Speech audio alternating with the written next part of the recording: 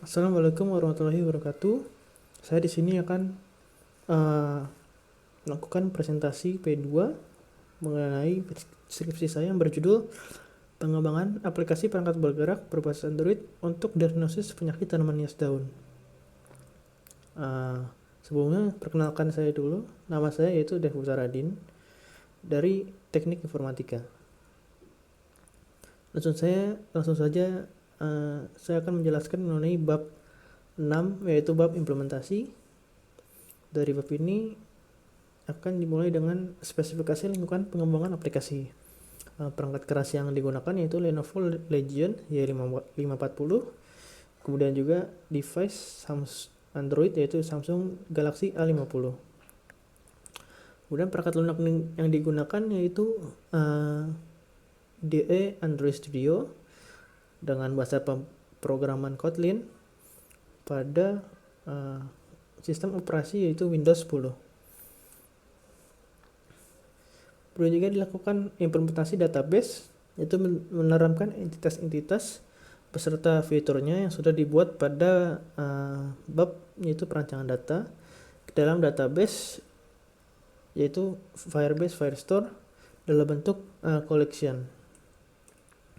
Yang pertama itu ada implementasi entitas user. Nah, di sini ada collection user dengan dokumennya yang memiliki field yaitu email, name, dan UID. Kemudian juga ada implementasi entitas history.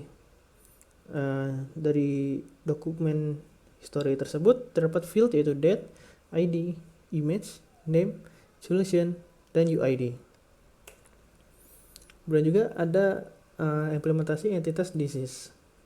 Dari dokumen disease ini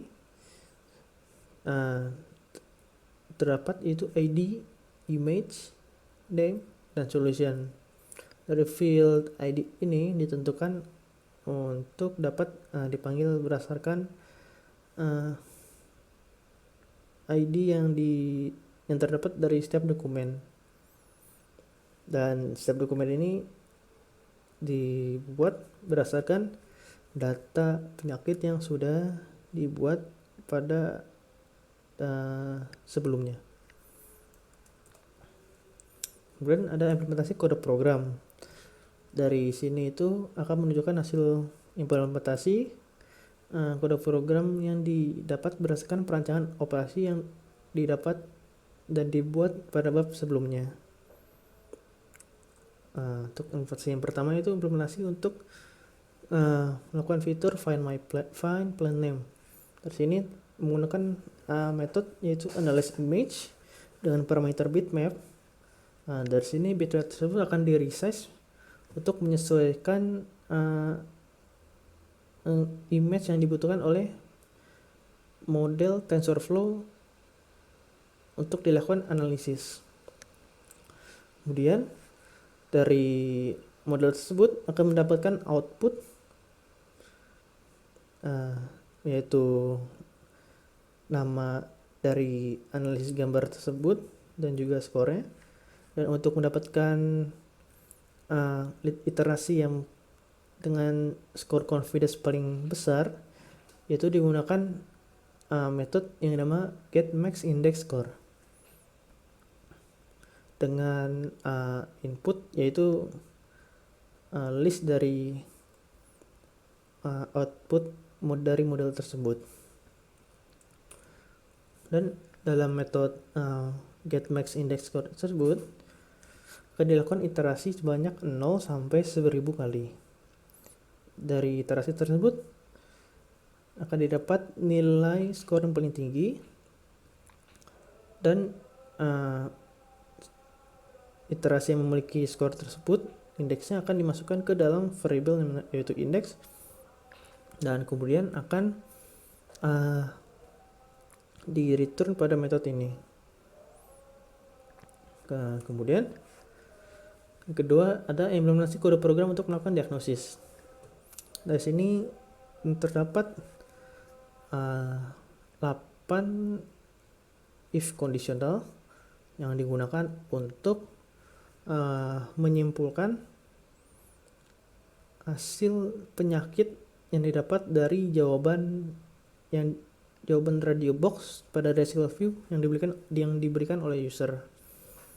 Apabila dari pertanyaan gejala yang diberikan oleh user dijawab dengan jawaban iya, maka memiliki hasil yaitu statusnya menjadi true, dan apabila tidak, status dari sistem data ini akan menjadi false.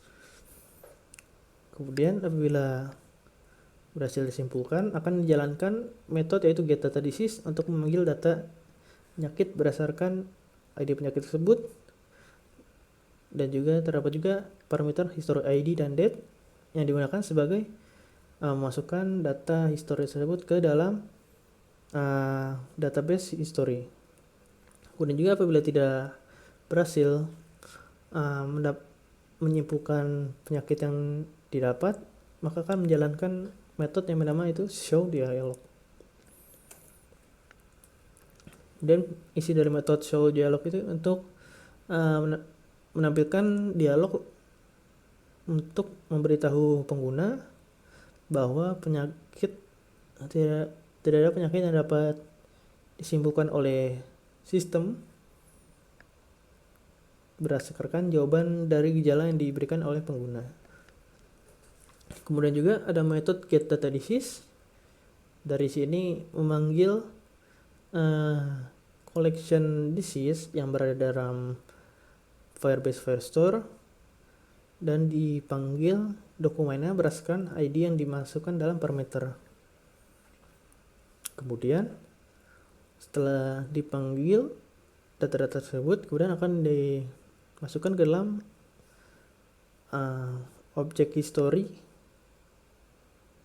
dan dari objek tersebut akan dimasukkan ke dalam database history dengan menggunakan metode addHistory dan parameter yaitu objek tersebut. Dan juga data dari penyakit atau disease tersebut juga akan ditampilkan ke dalam halaman pengguna pada halaman result activity. Kemudian implementasi yang berikutnya yaitu untuk melihat riwayat hasil diagnosis. Di sini metode yang digunakan yaitu metode getHistoryData dengan parameter UID, yaitu untuk memanggil data history berdasarkan UID yang dimiliki akun yang sedang berjalan dalam aplikasi saat itu. Kemudian apabila sudah berhasil dipanggil, maka data tersebut akan dimasukkan ke dalam adapter recycle review untuk ditampilkan ke dalam halaman history tersebut. Kemudian implementasi kode program berikutnya yaitu menghapus riwayat hasil diagnosis. Dari sini akan dilakukan fungsi delete pada dokumen collection history berdasarkan ID yang dimasukkan ke dalam parameter tersebut. Nah, ID tersebut didapat berdasarkan inputan user apabila memilih item yang ada di recycle review history tersebut. Kemudian implementasi yang berikutnya itu implementasi antarmuka. Dan dari sini menggunakan referensi yaitu perancangan yang sudah dibuat pada sebelumnya, yaitu perancangan antarmuka. Di sini ada implementasi antarmuka untuk melakukan diagnosis. Dari halaman homepage, kemudian ada halaman diagnosisnya yang bagian tengah, kemudian halaman hasil dari diagnosis tersebut. Kemudian implementasi antarmuka untuk melihat riwayat hasil diagnosis. Dimulai dari homepage juga, kemudian akan masuk ke dalam halaman history seperti ini, dan apabila menekan history tersebut akan menampilkan result detail dari history tersebut. Jadi juga untuk menghapus akan menekan tombol trash can yang ada di setiap item receptor review yang ada di halaman history.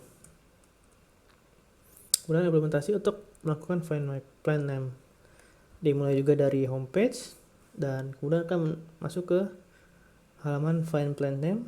Di sini terdapat image view dan juga nama dari tanaman tersebut dan confidence score-nya.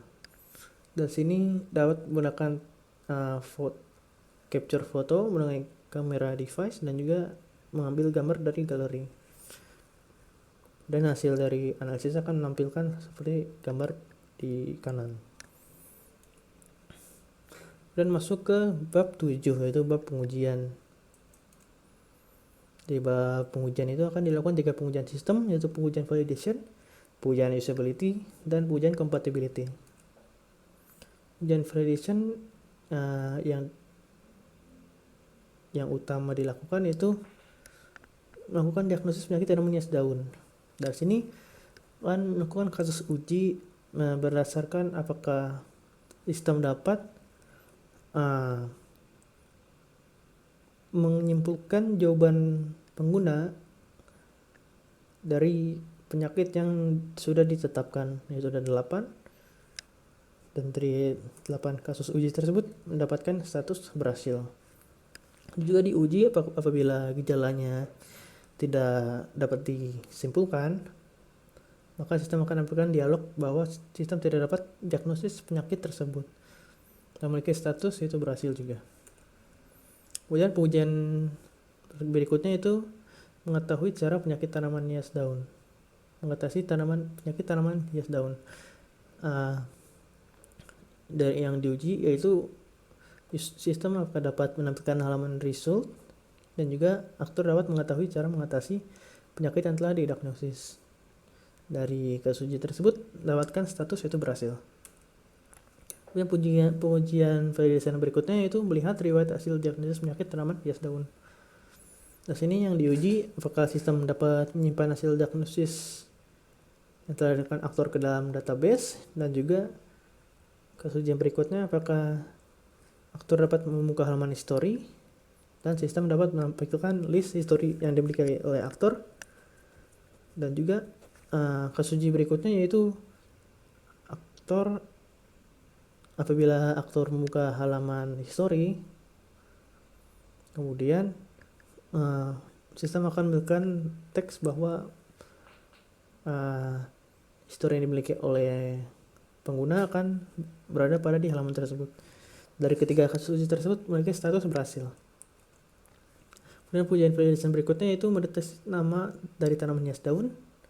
Dari sini terdapat 2 kasus uji, yaitu apakah bisa menganalisis dengan gambar yang didapat dari galeri device dan juga gambar yang dapat dari kamera device. Dari kedua kasus uji tersebut dapatkan status yaitu berhasil.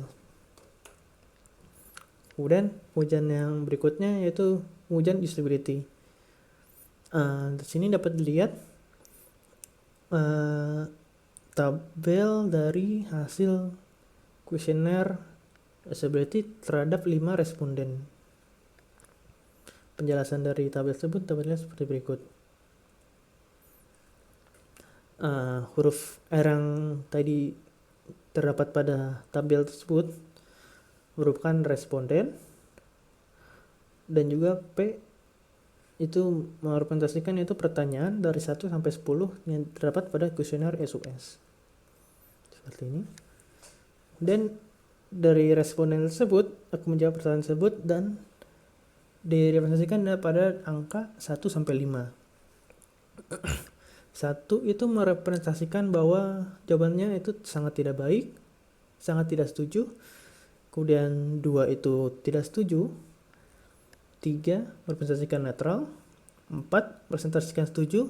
Dan 5 untuk mempresentasikan sangat setuju.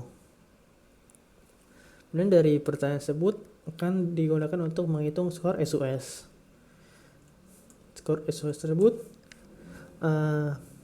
didapat dengan merumus yang dapat dilihat pada poin nomor 4, yaitu yang pertama untuk menghitung skor dari pertanyaan ganjil, yaitu dengan cara menjumlah pertanyaan 1, 3, 5, 7, dan 9, yaitu pertanyaan ganjil, dan juga dari jumlah pertanyaan ganjil tersebut akan dikurangi nilai 5. Dan pada pertanyaan genap yaitu dengan perhitungan 25 dikurang dengan seluruh skor pertanyaan genap tersebut. Kemudian dari kedua pertanyaan tersebut akan didapat skor SOS dengan menambah dari pertanyaan ganjil dan pertanyaan genap tersebut skornya, dan kemudian akan dikali 25. Saya akan mendapatkan hasil seperti ini. Untuk total skor SOS itu didapat dengan menjumlah seluruh skor SOS yang didapat dari semua responden. Dan untuk rata-rata SOS itu didapat dari total skor SOS yang didapat kemudian dibagi dengan jumlah seluruh responden yang ada, yaitu ada 5, dan akan mendapatkan rata-rata SOS yaitu 92.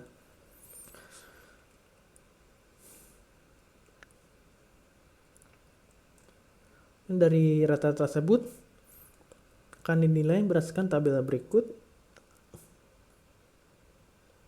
dan dari tabel kuesioner tersebut dapat disimpulkan bahwa SOS aplikasi berada di kategori acceptable dan masuk dalam kategori best imaginable. Dan pengujian berikutnya itu pengujian compatibility. Pada pengujian compatibility ini untuk mengetahui apakah aplikasi dapat berjalan dengan baik pada perangkat-perangkat yang berbeda, terutama dengan memiliki sistem operasi yang berbeda. Yang pertama itu dilakukan pada perangkat pengujian 1 yaitu dengan nama Pencil 2 dengan API 26 dan sistem operasi 8. Didapat bahwa aplikasi dapat berjalan dengan baik. Kemudian pengujian kedua dilakukan pada nama perangkat yaitu Pixel 2 dengan API 27 dan sistem operasi 8.1. Di sini juga aplikasi dapat berjalan dengan baik. Kemudian pengujian ketiga yaitu pada nama perangkat Pixel 3 dengan API 28.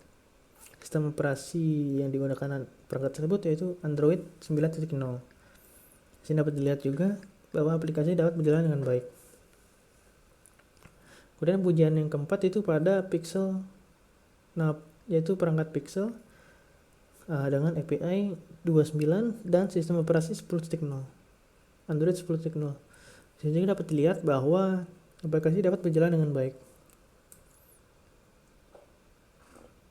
Dan juga pada perangkat pengujian yang kelima yaitu Pixel 2 dengan API 30 dan memiliki sistem operasi Android 11.0. Dan dapat dilihat juga aplikasi dapat berjalan dengan baik. Kemudian akan dilakukan demo program dari aplikasi yang dilakukan pengembangan pada penelitian ini. Baik, untuk demo program dimulai pada halaman welcome page.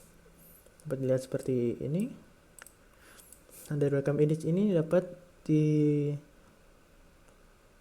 masuk dalam halaman sign up atau login.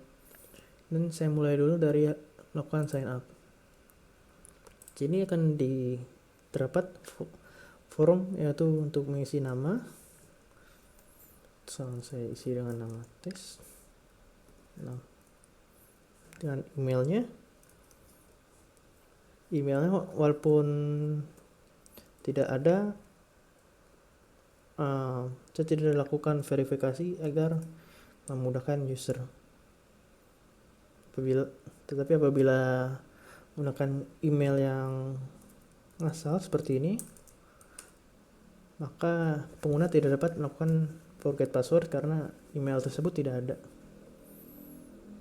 Dan dari password tes ini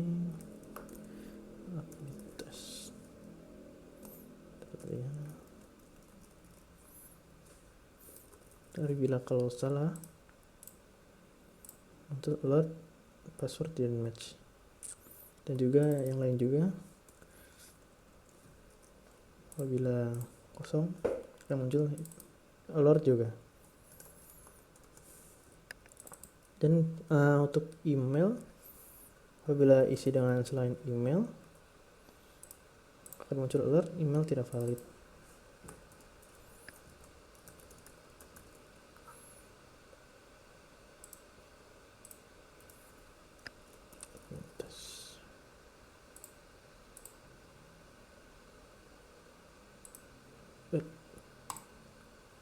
Dan setelah berhasil itu masuk ke login tadi,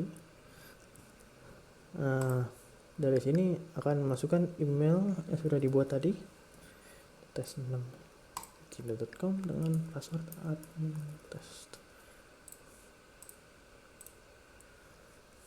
Baik, setelah berhasil, sini bisa melihat profil, akan muncul nama dari pengguna dan email yang digunakan. Lalu juga langsung saja melakukan diagnosis. Nah, dari sini terdapat banyak pertanyaan gejala, dan dari gejala sini user akan memilih jawaban yes or no, dan kemudian sistem akan menganalisis jawaban tersebut.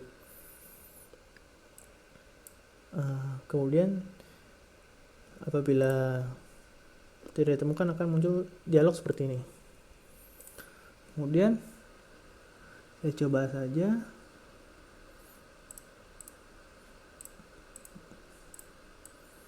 Sudah ini kan berhasil menemukan penyakit yaitu kutu daun. Sini akan ditampilkan nama dari penyakit tersebut dan juga cara mengatasinya.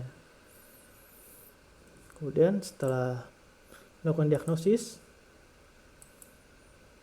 maka diagnosis tersebut akan disimpan pada database history. Dapat lihat di halaman history ini. Dan bila kita klik gitu ya, akan muncul seperti ini. Dan tanggal dilakukannya. Ini juga dapat dihapus. Lalu bila kosong muncul teks seperti ini. Kemudian fitur berikutnya itu find plan name. Karena saya melakukan dari emulator pada Android Studio, maka tidak dapat melakukan analisis dari picture, tapi tetap bisa melakukan analisis walaupun hasilnya 0. Tapi apabila dari galeri, saya bisa melakukan analisis sampai pada gambar ini akan muncul nama dari tanaman tersebut dan confidence score-nya. Kemudian untuk fitur terakhirnya itu untuk logout. Jadi menekan logout, akan muncul alert dialog apakah ingin logout. Dan bila jawab yes, akan balik ke halaman welcome page.